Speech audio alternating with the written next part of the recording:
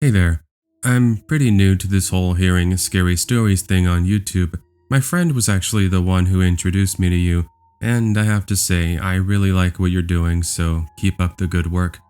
Now, I apologize if I'm not the greatest writer in the world, but I hope this will still make some sense to you.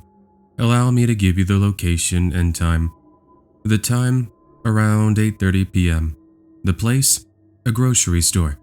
My involvement with said grocery store is where I work there stocking shelves and also doing cashier work. So what happened, you might be asking? Well, it had been another busy Friday evening in the early 1980s, and I was stocking shelves and helping out customers who came to do their weekend shopping. I know for many people working at a grocery store, it's looked down upon as lame, but I myself loved my time there. Mainly because before I started working there, I used to be such a shy mess. You couldn't get me out of my room without me having a major anxiety and panic attack. Slowly but surely, my best friend was able to help me get a job, and that's when I opened up.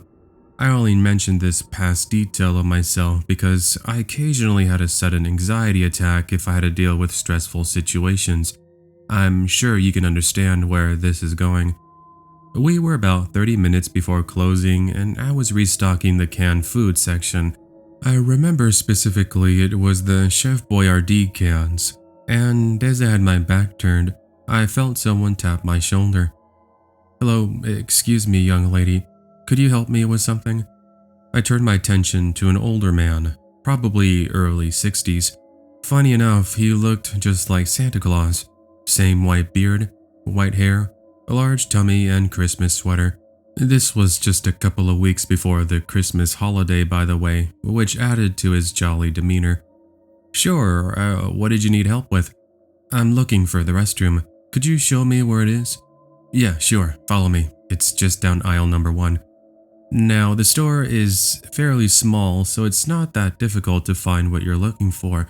You can also see the front lobby from the back, where we were heading. This is important to note. As we began walking over there, the old man asked how my night was going and if I enjoyed working there. Just friendly talk. And friendly is how I wish the night could have stayed.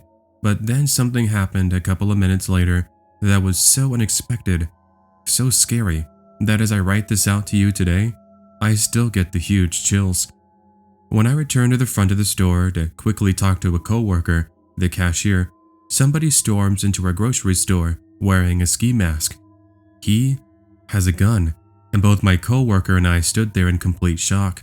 As he shouted out his demands, everybody remained quiet and to make no sort of sudden movement. As this was in the 80s, there was no cell phone for anyone to use, or ways of recording.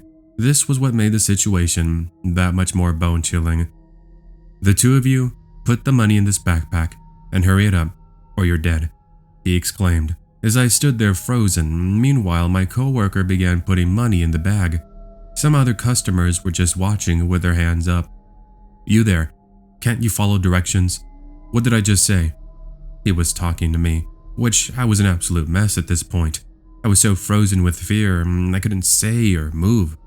All I could remember happening was my life flashing before my very own eyes, as if things couldn't get worse, or maybe should I say, better. Whichever way you want to define it as. We hear a loud bang echo through the store. That was followed by the glass at the front of the store shattering. This guy suddenly took off, dropping his gun in the process. It turns out that the old man I helped just a few minutes ago was concealed carrying and shot over in our direction, missing the masked man by just a few inches. Since we weren't in the old man's line of sight, as we were covered by some of the displays, there was no way of him hitting us. Nevertheless, the old man chased after the masked man and returned just a few moments later. "Don't worry, everyone. I'm on your side. Is everyone alright?" We all let out a sigh as my coworker was already phoning the police. By the time they got there, the place was surrounded with yellow caution tape, and everybody was questioned, including myself. And by the time they got there, the place was surrounded with yellow police caution tape, and everyone was questioned, including myself. As for that so-called pistol, the one the masked man was carrying, it was a fake. As for the old man, He was an army veteran and the father of the town's police chief. Talk about a small world. Thankfully, it didn't take too long for the creep to be caught, and he was arrested and put behind bars. I'm not sure when you'll be able to include this story, but at the time of this writing, this occurred just a few nights ago. For reference, I'm a single mother of 3 currently living in Chicago. The evening started with me making some spaghetti for my kids and mother, who also happens to live with us, when I realized I was out of sauce and garlic bread. Therefore, I told everyone I would head to the local family-owned grocery store to pick up the supplies. So, I drive over, park, and begin walking to the front door. However, I was interrupted by a man asking me for money. For a quick description, he had a bald head, tattoos around his neck and arms, and wore a large white t-shirt and really loose jeans. I tell him I had no extra change and thought that would be the end of it. Instead, he followed me into the store, albeit keeping at a distance. I did find the behavior quite odd, but I assumed he was just going to ask some other people for money before leaving. Once I grabbed what I needed, I saw him outside the front door drinking something out of a brown paper bag. Pretty obvious that he was drinking alcohol. Anyway, once I've paid and leave, I avoid eye contact only for him to latch onto my arm. "Where are you going, beautiful? Do you have some change now?" he said, with his warm alcohol breath sending chills down my spine. "No, now can you let go already? I'm gonna go back home." He lets go, but he continues to follow me, this time opting to ask if I'd like to go back to his place for sex. So much for the money. After telling him no various more times and assuring him I wanted nothing to do with him, he grows frustrated and puts himself between my car and me. "Come on, sweetheart, don't play hard to get. It would be a shame if I had to take you by force." This was starting to get very creepy. Unprovoked, he reaches into his pocket and seconds later he pulls out a switchblade. Before demanding once again, I go back to his apartment. As if that was going to convince me. I was patient enough and he was getting too close for comfort. I drop my groceries, reach into my purse, and take out my pepper spray before using it. The creep then falls back and begins cursing at me as I head into the grocery store for assistance. One of the young men that was working as the cashier phoned the police. Meanwhile, another employee locked the front door. As we waited there, the man I had sprayed returned and begins kicking at the glass in a pure rush of anger. Dude was really determined, I'll give him that. Anyway, he seemed to have given up after about 30 seconds before stumbling over to a water fountain where he began to wash his face. In summary, the man was put into handcuffs and taken away, and I had my name cleared after the security footage was reviewed. So that was my story of the night I went to go to the grocery store, only for me to encounter a creep with a knife. So this happened on Christmas Eve of 2005. For reference, I was 27 years old, and this is from the perspective of a female. I worked for a Sizzler's restaurant as a hostess, and I had gotten off of work at approximately 6 p.m. A friend of mine, who we will call Maria, invited me to attend her Christmas Eve potluck that she was throwing at her apartment. I'd already agreed to go, but as I had gotten so busy with work, I didn't get a chance to pick up any food, or let alone make anything. I gave her a quick call and asked her if there was anything in specific that she might need. She told me they needed some chips and soda, thus I went to a Vons on the other side of town to go and pick them up. But the reason I chose that Vons in particular was due to the friendly staff. They always said hello to me, and even the elderly woman that worked at the cashier register that I had known as a little girl gave me hugs and offered me discounts anytime they were available. Anyway, when I entered the Vons, it was pretty busy.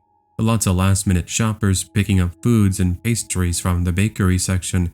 I opted to pick up some cookies while I was here and grabbed mine and my friend Maria's favorite cookies, chocolate chip.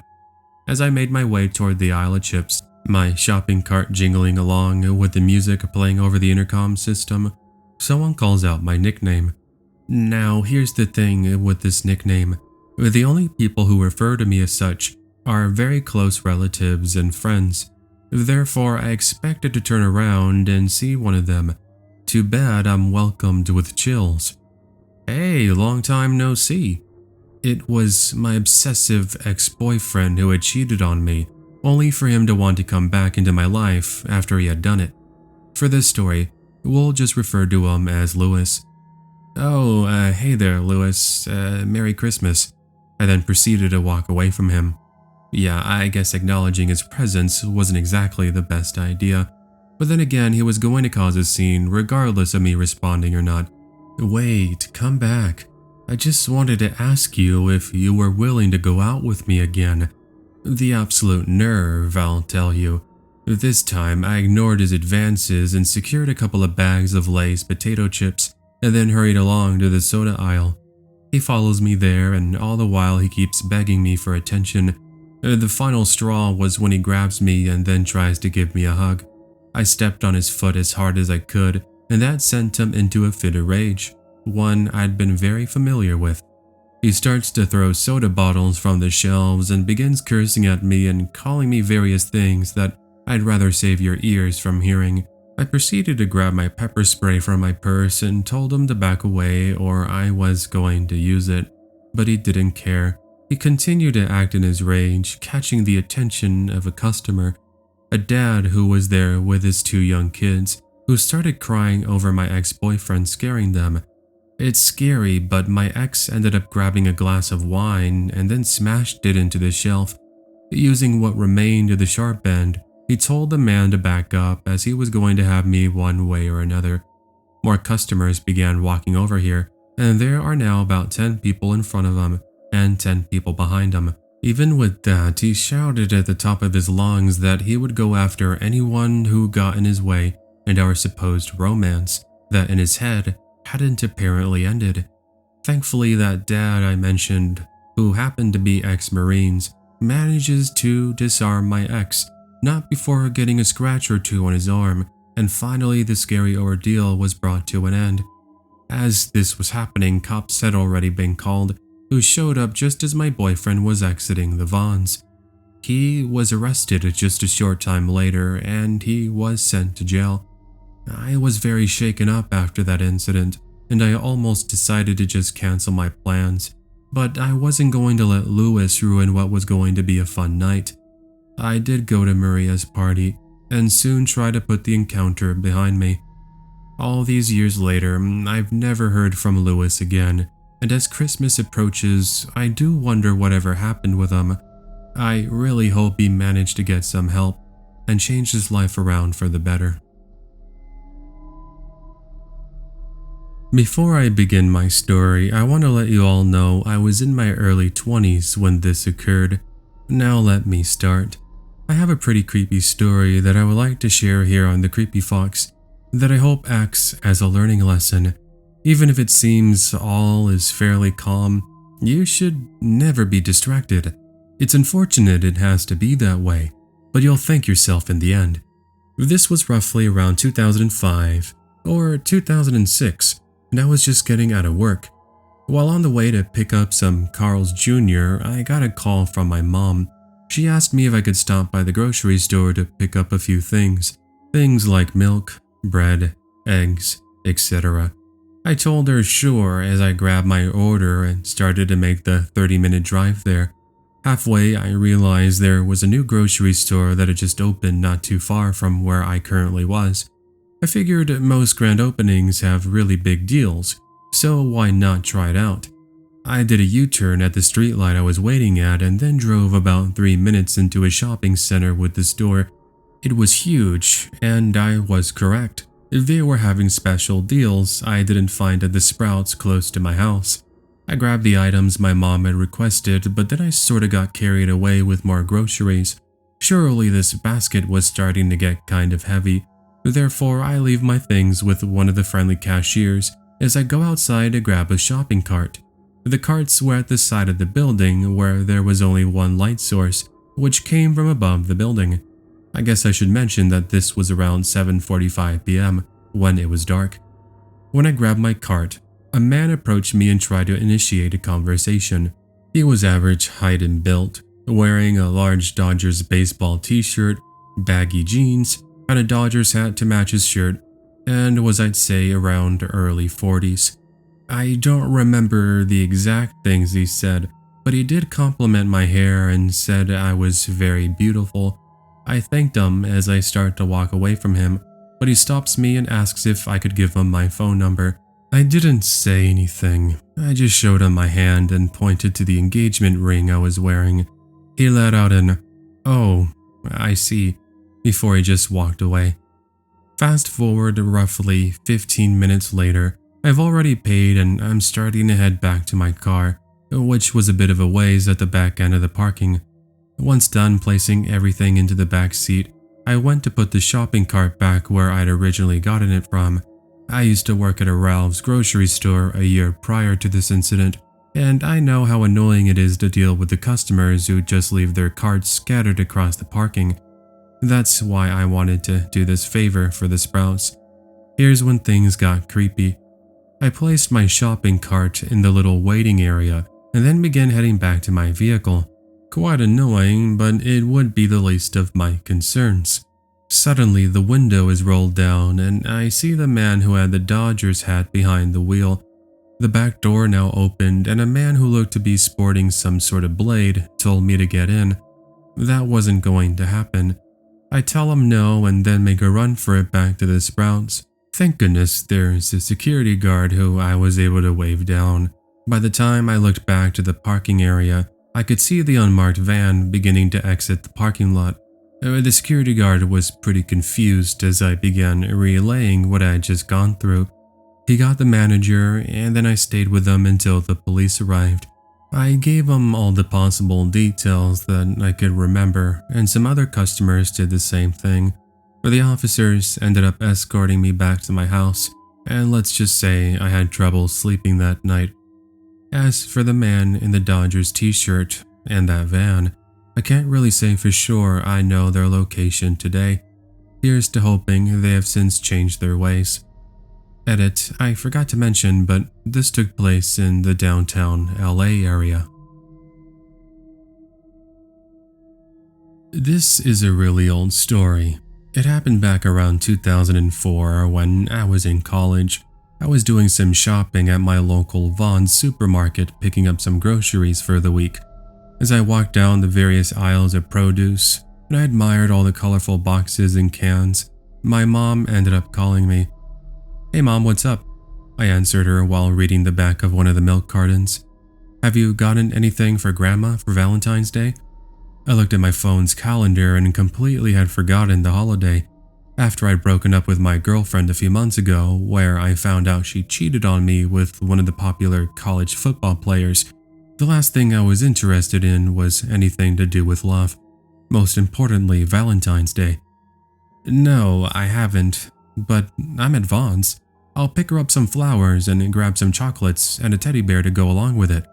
I wasn't that heartless. I loved my grandma and I'm really happy my mom had reminded me, since unfortunately she passed away just a couple of months after that. Anyway, once I was done grabbing my groceries, I walked over to the huge display where all the roses and various other assortments of goodies were. It's here I stumbled into, of all people, my ex-girlfriend Jessica. I didn't really know how to respond to her sudden presence, as I hadn't spoken to her in months, and we weren't exactly on really good terms. I ignored her as I picked out some roses, and it's while doing this she begins to curse at me, causing a huge scene. One of the employees walked over and wanted to know if everything was okay, and I told them I was just picking out flowers for my grandma. Jessica all about lost it.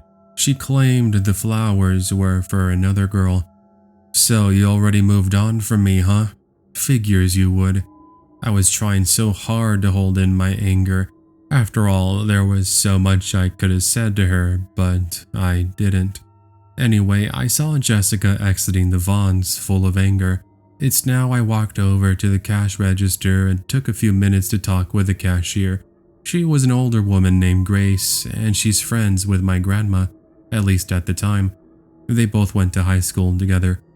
We talked for about 5 minutes, seeing as the store was pretty empty, and it's while in our conversation I hear the familiar chime of the Vaughn's automated doors opening. Before I know it, I see Jessica.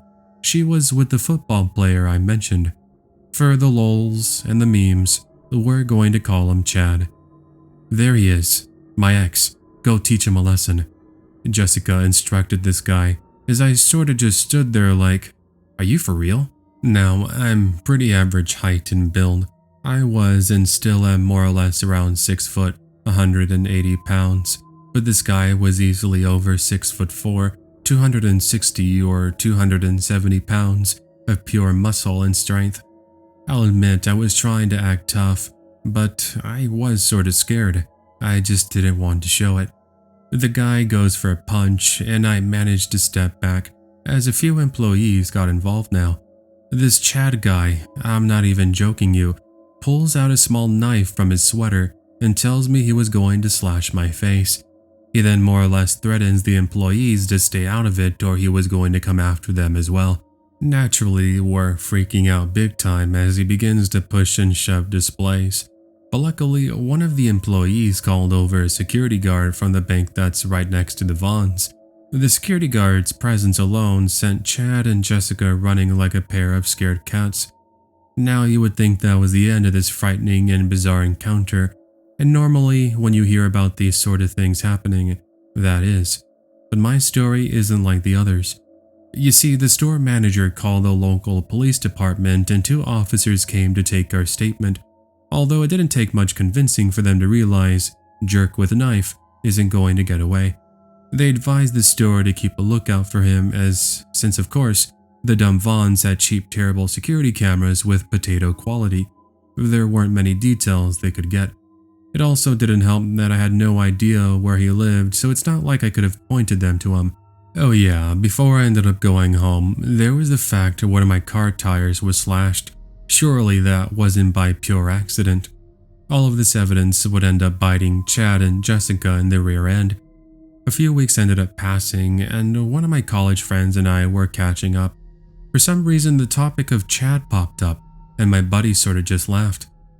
Wait, you didn't hear about Chad? Nah, but I did tell you.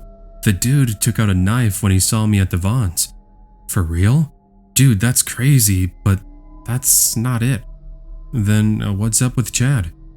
The dude's in jail right now. Wait, what? For real? You didn't hear? He tried robbing a 7-Eleven, but the owner got the upper hand and managed to chase him out, but not before Chad fired a round at the cashier. Luckily, the cashier is okay. That was something I heard about in the news, so my buddy emailed me a news article, and sure enough, there was his name and face. Super scary. By the way, I haven't heard from Jessica, nor have I caught up to see what Chad's up to. As far as I know, the two broke up, but I could really care less to see or know what they're doing. I now live across the country and I'm married to my beautiful wife Nicole, and we have 2 teenage girls. They're actually the ones who told me to send you this story, since they're huge fans of the Creepy Fox. This was back in 2015. I was working part-time as a cashier at a supermarket in Southern California. For quick context, I'm female and I was 19 years old. Nothing too intimidating, just this shy 5'3", 110-pound Japanese-American girl. It was about 2 months into my job with Whole Foods, and my anxiety was slowly starting to dry like a drop of water against a burning stove. I could make friendly conversations with people and actually look them in the eye, something I actually took great pride in. I remember specifically it was my lunch, and I sat outside eating a sandwich the deli man had prepared me, and I was reading some Stone Ocean. For those of you who are fans of JoJo's Bizarre Adventure, you'll know what I'm talking about. Anyway, I'm sitting at a table enjoying myself a good read, and this is when I hear someone's voice. Hey, is that JoJo? I love JoJo. I look up and there standing next to me was this 30-something-year-old guy. He was about 5'11", around 200 pounds. He wore glasses, had some acne across his face, and he had long greasy hair and a ponytail. Yeah, it's Stone Ocean to be exact. Jolene is my bae, I replied with a joking and polite smile. It's hard to find girls that like anime, let alone a JoJo. You're pretty cute. Do you work here? I knew where this was going, so I just give him a sort of, yeah, and please leave me alone, I'm trying to read and enjoy my lunch response. The guy didn't seem to take the hint, and he just sits down at the table. Oh, by the way, he didn't sit across from me like a normal person would. He literally sat inches from me, and don't even get me started with his smell. Do you mind if I get your number or add you on Instagram? It'd be nice to hang out sometime and read. I'm the manager of a comic store, by the way. I can get you all the JoJo you want. I found it incredibly hard to believe because when he named the comic store in question, I told him I was friends with the manager, and surely it wasn't him. Unless there were two managers and he was his long-lost brother. I just caught him in his lie, something I quickly mentioned. Oh, I was joking. I'm the manager at another comic store. I'm just messing with you. At this point, I was starting to get a bit uncomfortable because he kept trying to grab my hand. I'd finally had enough and start to get up, but he began to apologize, saying that he was socially awkward, but he was really nice, according to him. As if it wasn't obvious. I mean, it's one thing to be socially awkward and shy, it's another to be grabby with someone you just met. A coworker, who we will call Jamie, had actually noticed my uncomfortable situation, and she walked over and said, "Hey girl, guess what happened? Come on, you gotta see it." She leads me into the back room, where I tell her about my new creepy stalker, which by the way, I haven't even gotten to the scariest part. Fast forward about an hour later, and I'm back greeting customers and doing my usual cashier nonsense. As I was helping out this nice lady with her little girl offering me some cookies, I happened to look just beyond my coworker Jamie. There, sitting in one of our in-store chairs, was that guy from earlier. I could see he had his phone pointed directly at me. I wasn't sure if he thought he was being sneaky, but it was pretty obvious he was taking pictures and video. Luckily, no one else was in line, so once I check out this customer, I close my lane temporarily and head over to the manager's office. Now, the nice thing about my manager is she's an absolute sweetheart, so when I told her about what was happening, herself and another male employee walk out to confront the creep, but by that point he was gone. Having a hard time, my manager lets me leave an hour earlier and I try to forget it. Just some random guy trying to get lucky, I guess, but it's still not over. Fast forward to the next morning.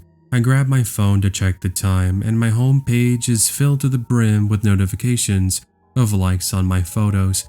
However, it was from an account that I didn't even recognize. I opened the Instagram and guess who had found me? Yep, the same guy. Now, I had easily over 200 pictures on my account, and he literally clicked on each and every one of them and clicked like. But what made it worse was when I opened the message he had sent me. It's him going on about how he was sorry and he just wanted to be friends. I proceeded to block him, and that seemed to solve the issue. But then the one night that would forever change me. Now, I should mention that at the time, I was living with my two other roommates in a pretty small townhouse. The neighborhood was relatively safe and I never really worried about being alone. This one evening had been raining and both my roommates had been at a party. As for myself, my older brother Kenny was driving me back to my place where he was going to spend the night to keep me company. When we arrived, I happened to notice a light illuminating my room. I found this strange and pointed out to Kenny as I always turn my lights off before I leave. Nonetheless, we quickly head in, soaked by the rainfall, and I started to head to my room so I can change. Kenny had taken a seat in the kitchen as he waited for me. When I opened my bedroom door, it's absolutely freezing in there. This is when I noticed my window was slightly open. So let's get this straight. The light was on and my window was open. While I started questioning my forgetfulness, I opened the closet, and there, standing behind some clothing, was none other than my stalker from the supermarket. The guy had the creepiest smile on his face, but perhaps what added the icing on the cake was the knife which he had clearly taken from my kitchen. In absolute shock, I scream at the top of my lungs as I run out toward my brother. "What's going on?" my brother responds. There's someone in my room. He has a knife." My brother snaps. This is the point I should mention that he's in the Marines, and hearing I was in danger had sent him into a fit of rage. He storms over to my room. Meanwhile, I'm grabbing my cell phone trying to call police. Unfortunately, my brother recalled that as soon as he enters my bedroom, he sees the creep just crawling out of my window. By the time my brother heads outside, the man was long gone. Thus, when officers got there 10 minutes later, we were only left with giving them a description. Thank God for the creep being so clumsy and not deleting his Instagram. They were able to locate him the next day at his mom's house, and I got a restraining order put against him. It's now been almost 4 years, and I'm very different from when I used to be.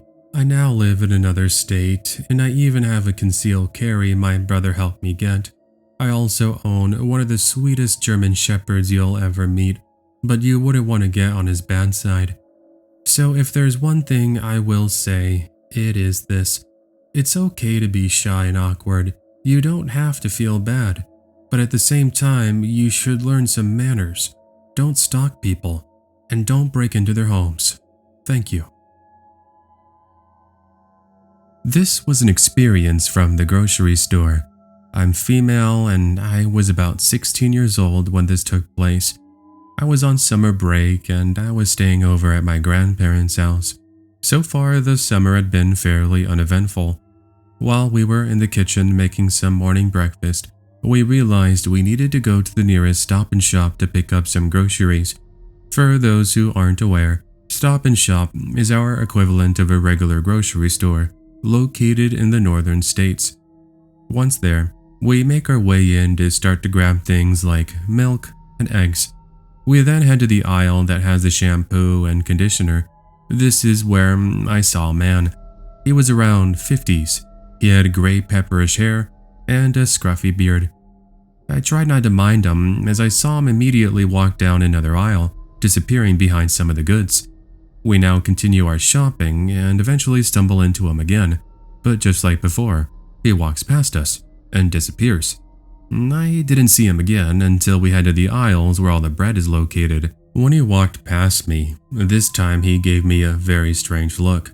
It was a half smile and his eyes were looking me up and down. I found that very creepy, but not enough to notify my grandparents, since I was sure they would have said I was making a big fuss. We soon finish our shopping and head toward the cash register.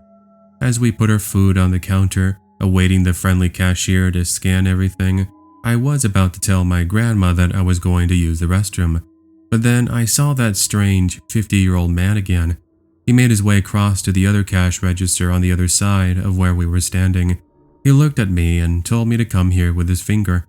I got quite paranoid, so I finally told my grandpa. Here's the part that really makes me believe that he had some evil intentions. When telling my grandpa and beginning to point toward the man, he walks out really fast. My grandpa gave chase as the cashier was listening in to the conversation. He notified the manager and my grandma gave me a hug. My grandfather was unfortunately unable to locate the man. At any rate, the manager came out and I gave him the SparkNotes version of what just took place before we finally left. To this day, I get a really bad feeling he might have been trying to get me alone. Might seem like a stretch, but sadly, it's just all too common, which makes it that much more scarier and creepy. Hey everyone, so I want to do something a little bit different here. That was the end of the stories. However, I do advise you not to leave just yet. There are some things I want to discuss with all of you. I'm sure there might be some people that will leave comments regarding this.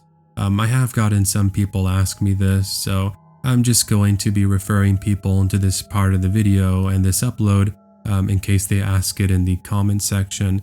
But basically, I kind of just want to go over these past few weeks here on the Creepy Fox and kind of explain the reasoning why I've been doing things the way I have, just to kind of, give you that explanation. So, as you know, I'm usually the narrator that kind of uploads maybe once a week, maybe every other week. mainly because I try to focus on stories that are sent in from all of you. I really don't like to read stories from Let's Not Meet from Reddit. I know there are a lot of narrators that do that. In fact, a lot of narrators that do true scary stories usually source from Let's Not Meet from Reddit, which is fine. I mean, there's nothing wrong with that.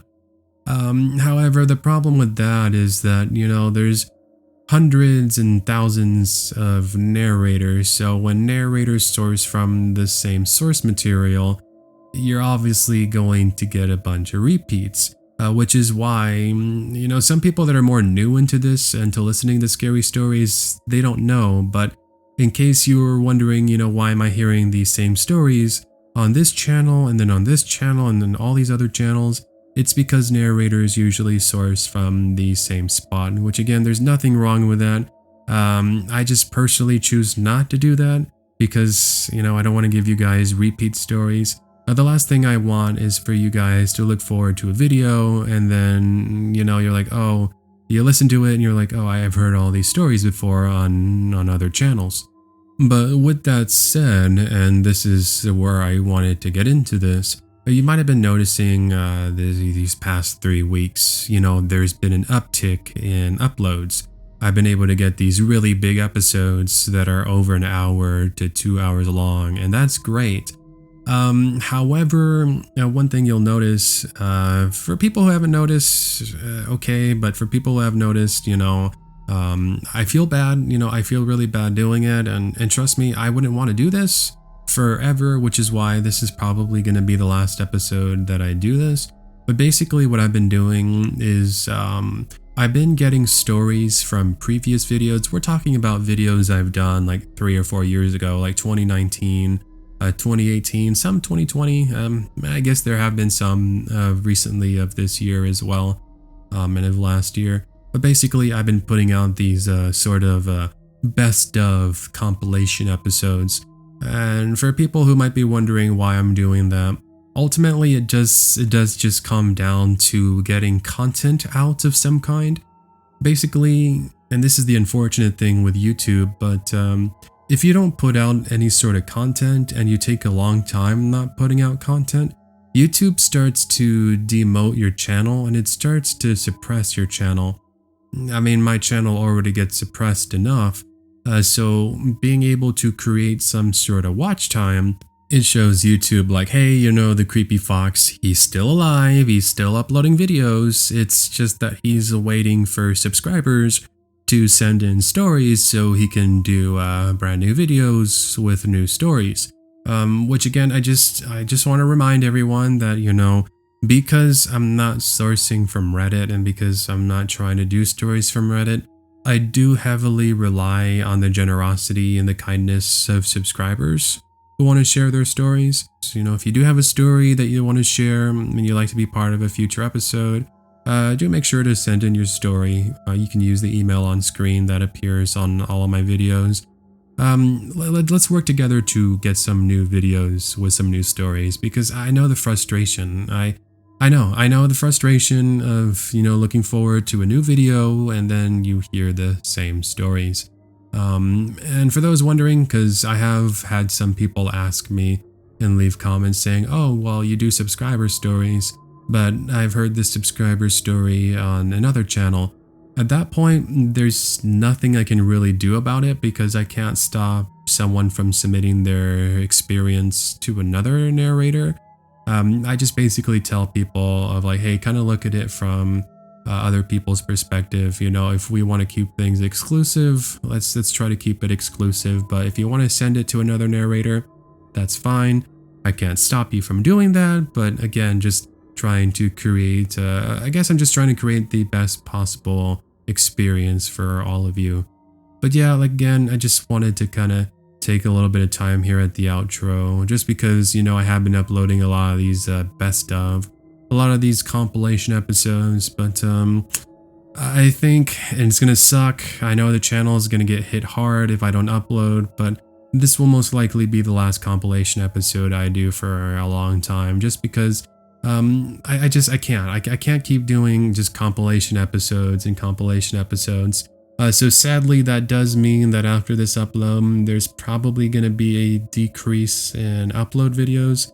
You're not going to be getting as many, just because again, I'm waiting on stories from subscribers. Which, speaking of, thank you to everyone the past years who have been sending your stories. Of course, this wouldn't be possible without all of you. So thank you again to all the amazing subscribers who have sent in stories. But with that, we're going to go ahead and get into the normal outro that we normally have in these videos. So thanks for listening to this. Hey everyone, I hope you enjoyed today's video. If you did, make sure to hit that like button and leave a comment telling me what you all thought. And subscribe and turn on notifications if you're brand new. Also, make sure to check out our song, Make a Start. You can find it on Apple Music, Spotify, or even here on YouTube. Go to my YouTube channel and check it out underneath the Creepy Fox topic section. Also, consider grabbing some Creepy Fox merchandise, which you can see right below the video. And if you want early access to brand new videos with no advertisements, as well as exclusive narration videos not available to anyone else, consider becoming a channel member. Which, speaking of, I'd like to go ahead and give them all a shout out. Thank you to Robbie, Bo, Spunky the Nutcase, Rice and Beans, Scott, Sean, Corey, Linz, Maribel, and our newest member, Medu Satel. Thank you also to the regular viewers who watch the uploads, like, comment, and share them with their family and friends. I appreciate and love every single one of you. Thanks once again for stopping by, and I'll catch you all on the next one. Take care, and have yourself an amazing day.